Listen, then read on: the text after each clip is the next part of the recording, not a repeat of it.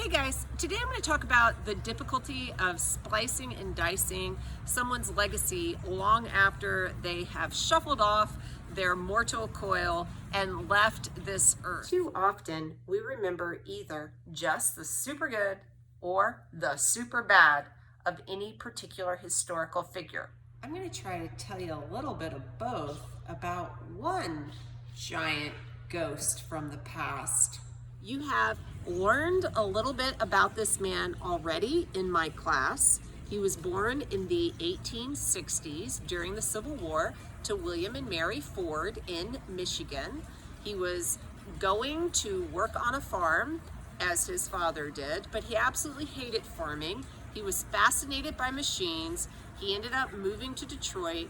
He eventually worked for the Edison Illumination Company. He became personal friends with Thomas Edison, who recognized some of his talents. He started the Ford Motor Company in 1903. He's known for capitalizing upon the moving assembly line to make his factories super efficient. And he had this goal to democratize the automobile and make it affordable for everyone. He became very popular with average American citizens.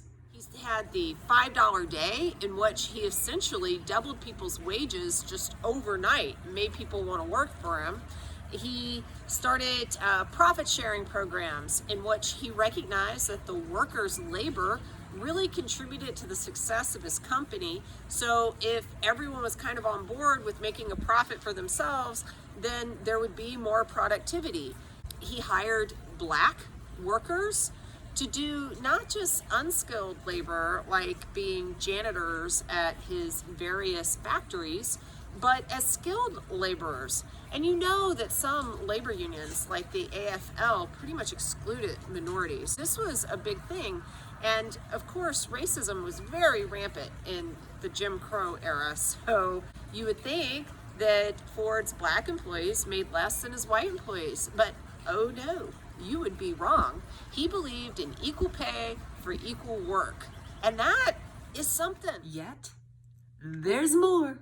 Henry Ford made a point of allowing women to get jobs and also providing opportunities for various people in the community who may have had challenges due to physical disabilities or mental disabilities, opening up space for them to earn a living. The largest Arab American population that exists in the United States is settled in a city called Dearborn, Michigan. And you may wonder why. And one reason that has been proposed is that Henry Ford did not mind hiring Arab immigrants in a period in which ethnic discrimination was pretty common in the United States. As a progressively minded rich guy, Henry Ford wanted to do some social engineering along the lines of Jane Addams, I guess you could say. So he went down to a city called Richmond Hill, Georgia, and he invested all kinds of money into a super impoverished community. And there were some strings. There were some puppet strings attached, as was often the case with progressives in this time period. So you got money, you got some infrastructure, you got jobs, blah, blah, blah, but you grew to be a bit dependent on Ford to tell you what to do. In some ways, he was super well-intentioned, and he tried to help a whole town and show how you could lift people up, but he also undermined their sense of self-initiative. So I'm not sure that was great. But the good thing is, this gives us a chance to start exploring some of the not so good on the Henry Ford ledger. For one thing, while he was telling other people what to do and how to live their lives, he was running around on his wife, which is not okay in my mind. Plus, he wasn't always a great dad. He only had one son, a son named Edsel Ford, and Henry Ford could sometimes belittle him, which was not cool, Henry, not cool. Ford also let his success go a little bit to his head. And what do I mean by that? He had a lot of money. He had a really successful company. Everyone knew his name. He was admired by all sorts of folks. So what does he do?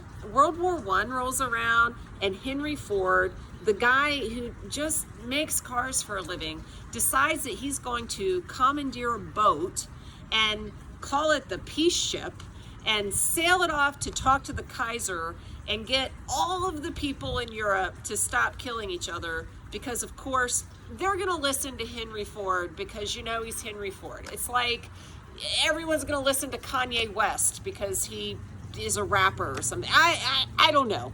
He let his fame and his riches make him think that he was a little bit more powerful than he actually was. It's fair to make fun of Henry Ford for the Peace Ship, but that had good intentions. Now we're going to get into something that's really bad. Bad. In 1919, Henry Ford bought a newspaper like he was Jeff Bezos or something. And that paper, which was called the Dearborn Independent, expressed some of Henry Ford's ideas. I so wish I could tell you otherwise, but the record is what the record is, and Henry Ford was a raging anti-Semite. In fact, a collection of articles that were taken from the Dearborn Independent ended up being put into a book of sorts that was called The International Jew, the World's Foremost Problem. By the 1930s, Henry Ford was disassociating himself from the very publication that he had funded and some of the views that had proven bad for business, but it would not be unfair for you to think that the fact that those views had been supported and disseminated by one of the richest men in the United States was certainly a reason that Adolf Hitler really admired Henry Ford, said he was the only American who was really worth much.